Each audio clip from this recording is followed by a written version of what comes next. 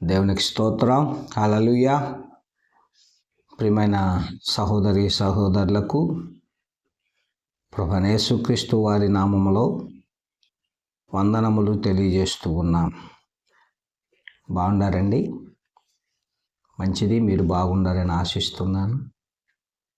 మరి దేవుని వాక్యం విని మీరు కూడా బలపడుతున్నారని ఎంతో ఆశతో ఎదురు చూస్తూ ఉన్నాం.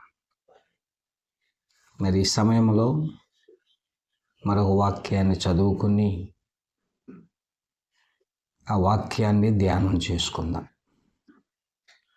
పరిశుద్ధ గ్రంథములో నుండి ఆదికాండము 1వ అధ్యాయము 27-28 వచనములు చదువుకుందాం. దేవుడు తన స్వరూపమందు నరుని సృజించెను, దేవుని స్వరూపమందు వారిని సృజించాను, స్త్రీని గాను పురుషుని గాను వారిని సృజించాను. దేవుడు వారిని ఆశీర్వదించాను.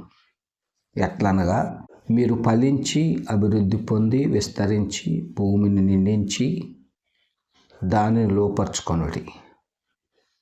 సముద్రపు చేపలను, ఆకాశ పక్షులను, భూమి మీద ప్రాకు ప్రతి జీవిని ఏలుడని దేవుడు వారితో చెప్పాడు. ప్రియ దేవుని బిడ్డలారా, ఆశీర్వాదము దేవుని చిత్తమై ఉన్నది. దేవుడు ఒక మనిషిని ఆశీర్వదించాలి అంటే ఆయన చిత్తమై ఉండాలి. ఆదాము అవ్వలు దేవుని అడగలేదు, దేవుడే వారిని ఆశీర్వదించాను. అంటే వారిని ఆశీర్వదించుట దేవుని చిత్తమై ఉన్నది. దేవుని చిత్తము లేకుండా ఏ మనుషుడు ఆశీర్వదించబడలేడు. ఆశీర్వాదము, శాశ్వత జీవము యేసు ప్రభువులోనే ఉన్నది. అందుకనే ఆదికాండము 9వ అధ్యాయము 1వ వచనము చూసినట్లయితే ఆయన ఒక మాట సెలవిస్తూ ఉన్నాడు. మరియు దేవుడు నోవాహును అతని కుమారులను ఆశీర్వదించి, మీరు ఫలించి అభివృద్ధి పొంది భూమిని నింపుడి. ఇక్కడ మనం చూసుకున్న భాగంలో నోవాహును కూడా దేవుడు ఆశీర్వదించాడు. అతన్నే కాదు, అతని బిడ్డలను కూడా, అతని సంతతిని కూడా ఆశీర్వదించి, మీరు భూమిని నింపుడని చెప్పాడు దేవుడు. అంటే దేవుని ఆశీర్వాదము అనేది దేవుని చిత్తమై ఉన్నది. అది మానవుల యొక్క తలంపు కాదు. ఏ దురాశతోనూ ఏ దుర్దేశంతోనూ మనం అడిగినా దాని వలన ఏమాత్రం ప్రయోజనము లేదు. అందుకు కీర్తనకారుడు 115వ కీర్తన 12వ వచనము చూసినట్లయితే దేవుని వాక్యం అక్కడ మన చక్కగా తెలియజేసింది. యెహోవా మమ్మును మరచిపోలేదు, ఆయన మమ్మును ఆశీర్వదించెను. చూసారా? అంటే దేవుడు ఎప్పుడు మరువని వాడు. ఆయన మరువడు, మర్చిపోడు. నిన్ను స్థాపించటానికి, నిన్ను ఆశీర్వదించటానికి ఆయన చిత్తమై ఉన్నప్పుడు ఎలాంటి కష్టములోనైనా నిన్ను ఆశీర్వదించగలడు. అది ఇక్కడ మనకు చెప్తుంది. యెహోవా మమ్మును మరచిపోలేదు, ఆయన మమ్మును ఆశీర్వదించును. ఆయన ఇశ్రాయేలును ఆశీర్వదించును, అహరోను వంశస్థులను ఆశీర్వదించును. అంటే దేవుడు తన బిడ్డల్ని ఎప్పుడు కూడా మర్చిపోయేవాడు కాదు. వాక్యం చెప్పినట్లుగా అంటే దేవుని చిత్తము నువ్వు ఆశీర్వదించబడాలని ఆయన చిత్తము. ఆయన చిత్తమై అయినప్పుడు నీకేముండాలి? ఆశీర్వదించబడాలనే ఆశ నీకుండాలి. ఆశీర్వదించబడాలనే ఆశ నీకుండాలి. ఉండాలన్నప్పుడు నువ్వు ప్రయత్నించాలి. నీవు ప్రయత్నం చేసి దేవుణ్ణి అడగాలి. నువ్వు వ్యాపారం చేసినా, ఉద్యోగం చేసినా, వ్యవసాయం చేసినా, కష్టపడినా దాని ఫలితము నువ్వు అనుభవించాలి అని అంటే, నువ్వు ఆశీర్వదించబడాలంటే దేవుణ్ణి అడగాలి. దేవుణ్ణి అడగకోకుండా మనము ఆశీర్వదించబడలేము. అంటే ఏముండాలి నీకు? ఆశ. నేను ఆశీర్వదించబడాలి, దీవించబడాలి అనే ఆశ నీకు ఉన్నట్లయితే దేవుడు తప్పక నిన్ను ఆశీర్వదిస్తాడు. అంటే ఏం చేయాలి చూద్దాం. సమూయేలు 2వ గ్రంథములోకి వస్తే 7వ అధ్యాయము 29వ వచనాన్ని చదువుదాం. దయచేసి నీ దాసునైన నా కుటుంబము నిత్యము నీ సన్నిధిని ఉండునట్లుగా దానిని ఆశీర్వదించుము. యెహోవా నా ప్రభువా, నీవు సెలవిచ్చి ఉన్నావు. నీ ఆశీర్వాదము నొంది నా కుటుంబము నిత్యము ఆశీర్వదింపబడునుగాక అని అన్నాడు. అంటే దావీదు దేవుణ్ణి అడిగాడు. ఆశ ఉండాలి, కానీ అడగాలి దేవుణ్ణి. దేవుణ్ణి అడగకోకుండా నువ్వు ఏ వృత్తి చేస్తున్నావో దాని మీద ఆశ పెట్టుకొని దేవుణ్ణి అడిగితే దేవుడు నిన్ను తప్పక ఆశీర్వదిస్తాడని వాక్యం తెలియజేస్తున్నది. దావీదు ఇక్కడ అది అడిగాడు, అది అడుగుతున్నాడు ఇక్కడ. నీ ఆశీర్వాదము నుండి నా కుటుంబము నిత్యము ఆశీర్వదింపబడునుగాక. దేవుడు సెలవిచ్చాడు, నేను నిన్ను ఆశీర్వదిస్తానని. దావీదు అడుగుతున్నాడు, నీ సన్నిధిలో నిత్యము నా కుటుంబము ఆశీర్వదించబడునుగాక అని దేవుడిని అడుగుతున్నాడు. అలాగే సోదరులారా, నీవు కూడా అడుగు. ఓర్న కూర్చుంటే రాదండి. ప్రయత్నించాలి, ప్రయాసపడాలి, దేవుడిని అడగాలి. అడిగితే దేవుడు ఇస్తాడు. నీ ప్రయాసాన్ని దేవుడు ఆశీర్వదించాడు. ఇప్పుడు చూడండి, ఎబ్బేజు కూడా మొదటి దినవృత్తాంతాలు 4వ అధ్యాయము 9-10 వచనాలు ఎలా అడిగాడో, ఎలా దీవించబడ్డాడో మనం ఎబ్బేజుని జ్ఞాపకం చేసుకుందాం. ఎబ్బేజు అంటే వేదన. అంటే అతడు వేదనతో ప్రార్థన చేశాడు. అతనికి ఒక బాధ ఉంది, తనకు పేదరికం ఉంది, ఎన్నిక లేని కుటుంబం ఉంటుంది, ఎన్నో కష్టాలు పడ్డాడు. అందుకే అతడు వేదనతో ప్రార్థన చేస్తున్నాడు. తన సహోదరుల కంటే ఘనత పొందిన వాడై ఉండెను. వేదన పడి అతన్ని కంటిన అతని తల్లి అతనికి ఎబ్బేజు అను పేరు పెట్టాను. ఎంతో వేదన పడి తన తల్లి తన్ను కన్నది.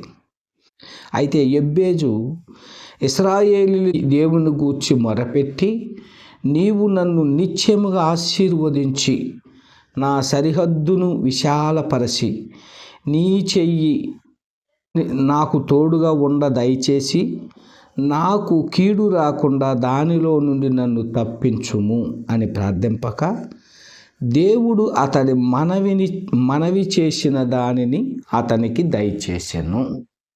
చూశారండి? మరి అతని తల్లి వేదన పడి కన్నా అతను మాత్రం ఇశ్రాయేలీయుల దేవుని గూర్చి తెలుసుకున్నాడు, మొరపెట్టాడు. ఇశ్రాయేలీయుల దేవుడు తప్ప ఎవరు ఆశీర్వదించరు, యేసు ప్రభు తప్ప ఎవరు దీవించరన్న సంగతి ఆయనకు అర్థమైంది. అందుకే అడుగుతున్నాడు. అడిగి పోరాడాడు. అడగటం అంటే పోరాడాలి. పోరాడాడు, చాలా పోరాడాడు. బతిమాలుకున్నాడు. అయ్యా నన్ను ఆశీర్వదించయ్యా, నన్ను దీవించయ్యా, నా సరిహద్దులు విశాలపరచయ్యా, నేను పేదోన్నయ్యా, నాకు ఇల్లు లేదయ్యా, నాకు వ్యాపారం లేదయ్యా, నాకు ఉద్యోగం లేదయ్యా, నేను కష్టపడి పనిచేస్తాను నాయన, నన్ను ఆశీర్వదించయ్యా, నన్ను దీవించయ్యా అని యెబేజు ప్రార్థన చేశాడు. విశాలపరచు నాయన నా సరిహద్దులు, నన్ను ఆశీర్వదించమని ప్రార్థన చేసి దేవుని బిడ్డలారా బతిమాలుకున్నాడు. అందుకే దేవుడు అతన్ని ఆశీర్వదించాడు. మరి యాకోబు కూడా ఆదికాండం 32:24 దేవునితో పోరాడాడు. చూడండి దేవునికి ఎలా పోరాడాడు. ఆదికాండము 32:24 ఆయన అంటున్నాడు, యాకోబు ఒక్కడు నిలిచిపోయెను, ఒక్క నరుడు తెల్లవారు వరకు అతనితో పెనుగులాడాను. అక్కడే. అందుకే నీ జీవితంలో నువ్వు ఒంటరివైనా నువ్వు భయపడొద్దు. ఒక్కడివే దేవునితో పోరాడి ప్రార్థన చేయి. దేవునితో, మనుషులతో కాదు, దేవునితో పోరాడు. ఆయన నీ మనవి తప్పక ఆలకిస్తాడు. యాకోబు నరుడే, యెబేజు నరుడే, ఆదాము నరులే, నోవాహు నరుడే. దేవుని సంకల్పంలో ఉన్నారు. నీవు కూడా దేవుని సంకల్పంలో రావాలంటే ఆయన సన్నిధిలో మొరపెట్టు. ఆయన పక్షపాతి కాదు, ఎవరినైనా ఆశీర్వదిస్తాడు. ఆయనలో భేదం లేదు. మనం భేదాలు పెట్టుకుంటాం కానీ ఆయనలో భేదం లేదు. కనుక నువ్వు ప్రార్థన చెయ్యి, దేవుడు నిన్ను ఆశీర్వదిస్తాడు. అందుకే దేవుని వాక్యం చెప్తుంది, మొదట దేవుని చిత్తమై ఉండాలి, ఆశీర్వదించబడతాం. రెండవది ఆశ ఉండాలి. ఆశ ఉండాలి. దావీదు అడిగాడు, పొందుకున్నాడు. యెబేజు బతిమలాడుకున్నాడు, పొందుకున్నాడు. యాకోబు పోరాడాడు, ఆశీర్వదించబడ్డాడు. ఇంకొక విషయం ఏంటంటే, ఆజ్ఞ పాటించకుండా ఆశీర్వాదం లేదు. అంటే ఆశీర్వదించబడాలంటే అబ్రహాముతో దేవుడు మాట్లాడాడు. ఆదికాండం 12 ఆయన మాట సెలవిచ్చాడు. ఆ మాట ప్రకారము అబ్రహాము చేశాడు. నీవు లేచి నీ దేశము నుండి, నీ బంధువుల యొద్ద నుండి, నీ తండ్రి ఇంట నుండి బయలుదేరి నేను నీకు చూపించు దేశమునకు వెళ్ళుము. నిన్ను గొప్ప జనముగా చేసి నిన్ను ఆశీర్వదించి నీ నామమును గొప్ప చేయుదును. నీవు ఆశీర్వాదముగా ఉందువు. చూసారా, దేవుని ఆజ్ఞ. నువ్వు లేచి అంటే ఆశీర్వదించబడాలంటే దేవుడు చెప్పింది చేయాలి. ఒకవేళ నిన్ను ఉన్న స్థలంలోనే ఉండి పని చేయమంటే అక్కడే చేయి. ఉద్యోగ నిమిత్తం ఆడికి వెళ్ళావా, అక్కడే ప్రభువును మమ్మల్ని ఆశీర్వదించమని అడుగు. వ్యాపారం చేస్తున్నావా, ఎక్కడ చెయ్యాలో అక్కడికి వెళ్ళు. దేవుణ్ణి అడుగు, దేవుడు నీకు తెలియజేస్తాడు. అందుకే అబ్రహాంతో దేవుడు నీ దేశము నుండి, నీ బంధువుల యొద్ద నుండి, నీ తండ్రి ఇంట నుండి బయలుదేరి నేను నీకు చూపించు దేశమునకు వెళ్ళము. అంటే దేవుని ఆశీర్వాదం రావాలంటే కొన్ని వదిలిపెట్టేయాలి. బంధుపీతిని వదిలిపెట్టేయాలి, తల్లిదండ్రులను కూడా వదిలిపెట్టవలసి వస్తుంది, స్నేహితులను వదిలిపెట్టవలసి వస్తుంది. ఎందుకంటే నువ్వు దీవించబడాలంటే కొన్నిటికి దేవుడు దూరం చేస్తాడు. అదే ఆజ్ఞ, దేవుని ఆజ్ఞ. వాటిని వదులుకోవాలి. నీకున్న వ్యసనాలు, నీకున్నవి సమస్తం వదిలిపెట్టేయాలి. వదిలిపెట్టి ఆయన చెప్పింది నువ్వు చేయటానికి సిద్ధముగా ఉండాలి. అది ఆజ్ఞ పాటించకుండా ఆశీర్వాదము లేదు అంటే దేవుని మాట వినకుండా ఆశీర్వాదము రాదు. మరి అబ్రహాం అలాగే చేశాడు. మరి అప్పుడు కానీ బిడ్డలు లేరు, ఎవరు లేరు. భార్యను తీసుకుని బయలుదేరాడు. మరి దేవుడు అన్నాడు, నిన్ను గొప్ప జనంగా చేస్తానన్నాడు. నమ్మాడు అబ్రహాం. నమ్మి వెళ్ళాడు, దీవించబడ్డాడు. నమ్మాడు కనుకొని అతనిలోంచి కొన్ని గొప్ప వంశం వచ్చింది. ఆ వంశాన్ని దేవుడు ఇజ్రాయేలు దేశంలో, ప్రపంచంలోని ఇజ్రాయేల్ దేశాన్ని కంటే గొప్పగా చేశాడు. ఇజ్రాయేలీని వారంటే భయపడేటట్టు చేశాడు. ఎందుకంటే ఆయన ఆజ్ఞ పాటించాడు. నీవు కూడా ఆజ్ఞ పాటించి ఆయనతో నువ్వు నడుచుకుంటే దేవుడు తప్పక నిన్ను ఆశీర్వదిస్తాడు. ఇంకొక విషయం ఏంటంటే, సిలువ లేకుండా ఆశీర్వాదము లేదు. సిలువ లేకుండా ఆశీర్వాదము లేదు అంటే యేసు రక్తము లేకపోతే సమాధానము లేదు, శాంతి లేదు. యేసు రక్తము ప్రతి పాపము నుండి విమోచించును. అదే గలతీయులకు రాసిన పత్రికలో 3వ అధ్యాయము 13, 14 వచనాలు కలిసి ఉంటాయి. ఆత్మను గూర్చిన వాగ్దానము విశ్వాసము వలన మనకు లభించున్నట్లు అబ్రహాము పొందిన ఆశీర్వచనము యేసుక్రీస్తు ద్వారా అన్ని జనులకు కలుగుటకై క్రీస్తు మన కొరకు శాపమై మనలను ధర్మశాస్త్రము యొక్క శాపము నుండి విమోచించెను. ఇందును గూర్చి మ్రాను మీద వేలాడబడి ప్రతివాడును శాపగ్రస్తుడని వ్రాయబడి ఉన్నది. ప్రియ సోదరులారా, దేవుని వాక్యం మనకి తెలియజేస్తుంది. ఏమంటున్నాడంటే, ఆత్మను గూర్చిన వాగ్దానము విశ్వాసం వలన మనకు లభించున్నట్లు అబ్రహాము పొందిన ఆశీర్వచనము యేసుక్రీస్తు ద్వారా అన్ని జనులకు కలుగుటకై. ఎవరు అన్ని జనులు? మనమే. మనం అన్యులమే. యేసుక్రీస్తుని నమ్మకం ముందు మనం అన్యులం. కానీ ఆయన ద్వారా మనకేం కలిగింది? ఆ ఆశీర్వచనము మనకి కలుగుటకై. ఎవరి ద్వారా? యేసుక్రీస్తు ద్వారా. అందుకే అంటున్నాడు, ఏమన్నాడు? యేసు రక్తము లేకపోతే సమాధానము లేదు, శాంతి లేదు. ఆ రక్తము ద్వారా అన్ని జనులైన మనలను కూడా దేవుడు ఆశీర్వదించాడు. అందుకే ఆ సిలువలో కాచిన రక్తము ద్వారా మనకు పాప విమోచన కలిగింది.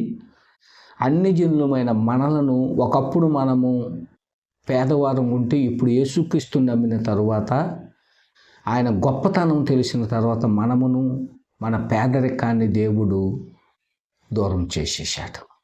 మనల్ని ఆశీర్వదించి. ఒకసారి మనల్ని ఆలోచించండి. మన తాతలు, మన తల్లిదండ్రులు ఎలా ఉన్నారు? ఇప్పుడు మనం ఎలా ఉన్నాము?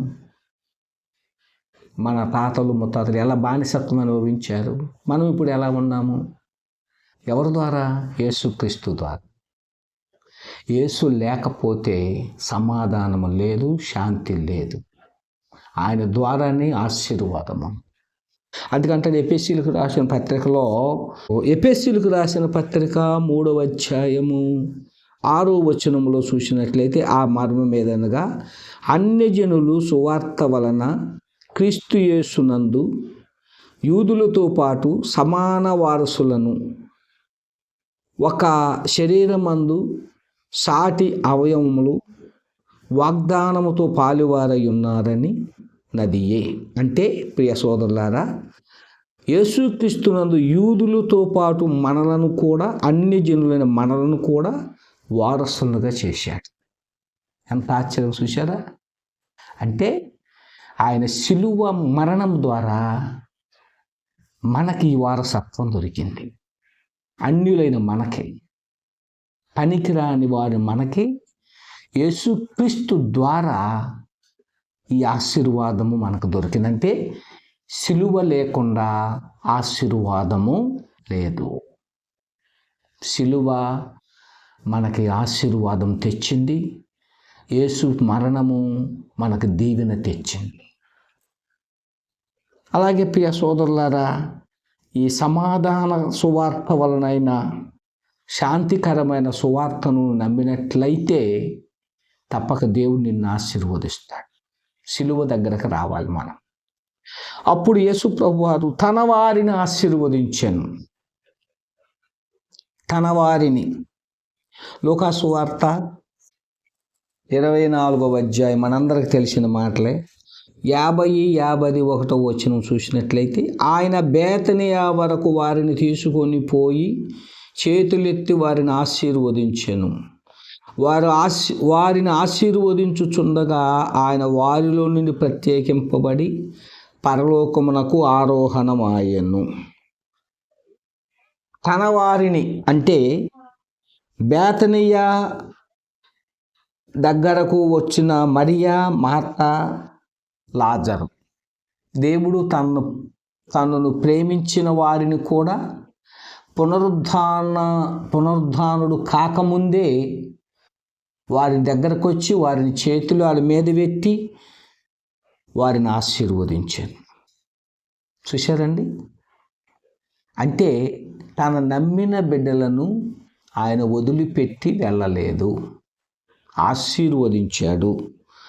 మరియా, మార్తను కూడా ఆశీర్వదించాడు, దీవించాడు. ఆయన నిన్ను నన్ను కూడా వదిలిపెట్టే దేవుడు కాదు. నిన్ను ఆశీర్వదిస్తాడు. కానీ నీ ప్రవర్తన మార్చుకో, నీ జీవితాన్ని మార్చుకో, నీ స్థితిని మార్చుకొని, దేవా యేసయ్యా, నా కొరకు ప్రాణం పెట్టిన దేవా, నన్ను ఆశీర్వదించు అని అడిగితే, నన్ను దీవించని నువ్వు అడిగితే, హృదయపూర్వకంగా మనసారా అడిగితే దేవుడు నిన్ను ఆశీర్వదిస్తాడు. ఇక్కడ మనకి తెలియజేయబడిన భాగము అదే. నన్ను ఆశీర్వదించు అని ఆయన ఇక్కడ మనకి తెలియజేస్తూ ఉన్నాడు. ఇంకొక విషయం, మార్కు సువార్తలో కూడా ఒక మాట తెలియజేయబడి ఉన్నది. మార్కు సువార్త 10వ అధ్యాయము 13వ వచనం కానుండి చదువుకుందామండి. 13వ వచనం కానించి, తమ చిన్న బిడ్డలను ముట్టవలనని కొందరు ఆయన యొద్దకు వారిని తీసుకొని వచ్చిరి. అయితే శిష్యులు వారిని తీసుకొని వచ్చిన వారిని గద్దించిరి. యేసు అది చూచి కోపపడి, చిన్న బిడ్డలు నా యొద్దకు రానయుడి, వారిని ఆటంకపరచవద్దని వద్దు, దేవుని రాజ్యము ఇలాంటి వారిదే.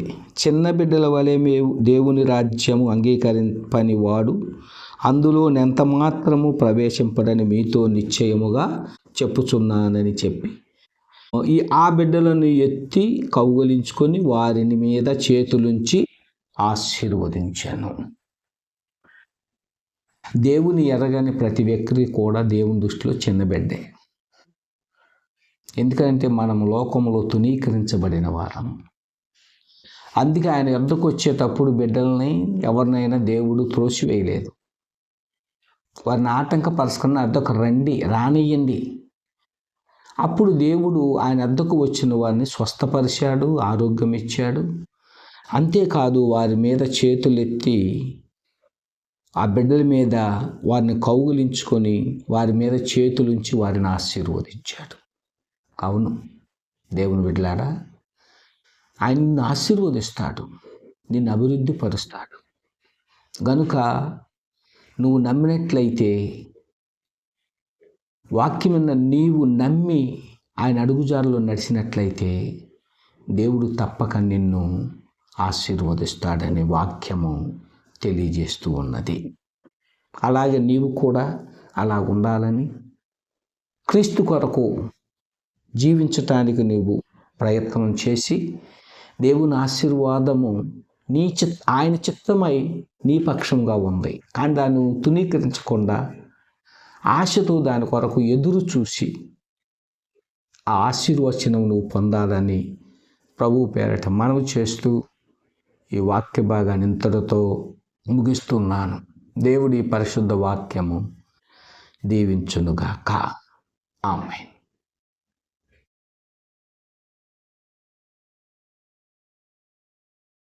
ఈ వాక్యం చూసిన మీరు ప్రార్థనలో ఏకీభవించండి. దేవుడు మిమ్మల్ని దీవిస్తాడు. ప్రార్థన. స్తోత్రము నాయన, మహోన్నతుడు అయిన గొప్ప దేవుడా, నీకే వందనాలు, స్తోత్రాలు చెల్లిస్తున్నాం. అబ్రహాంకి నాయన సిలువ ద్వారా ఆశీర్వాదం వచ్చింది. పరిశుద్ధుడా నీకు స్తోత్రాలు. యేసుక్రీస్తు వారు పరలోకానికి ఆరోహణం అయ్యేటప్పుడు మార్తా మరియ లాజరులను ఆశీర్వదించావు నాయన. ఇదిగో తండ్రి, మరణం నుండి విడిపించావు, రోగాల నుండి విడిపించావు. భూమి మీద బేతనీయ గ్రామంలోనే వారిని గొప్ప ఐశ్వర్యవంతులుగా చేసావు నాయన. అలాగే భూమి మీద కూడా నాయన పేదవారైన వారిని, రోగులుగా ఉన్నవారిని పరిశుద్ధుడా నీకు స్తోత్రాలు చెల్లిస్తున్నావు నాయన. ఆర్థికంగా ఇబ్బంది పడుతున్న వారిని, అప్పుల బాధలో ఉన్నవారిని, సజీవుడివైన దేవుడా నీకు స్తోత్రాలు. నిరుద్యోగ సమస్యల్లో ఉన్నవారిని, పరిశుద్ధాత్మ దేవుడా దురాత్మల చేత పీడించబడుతున్న వారిని, ఇదిగో నా దేవా నీకు స్తోత్రాలు చెల్లిస్తున్నాం. నానా విధాలైన బాధలతో అప్పుల ఊబిలో ఉన్నవారిని ప్రతి ఒక్కరిని మీరు బహుగా దీవించి ఆశీర్వదించి అన్ని విషయాల్లో భూమి మీద వృద్ధి పొందుటకు సహాయం చేసి మీ కృప, మీ దీవెనలు సిలువ ద్వారా బిడ్డలందరికీ మెండుగా దయచేయమని యేసయ్య పరిశుద్ధ నామములో ప్రార్థిస్తున్నాము తండ్రి. ఆమేన్.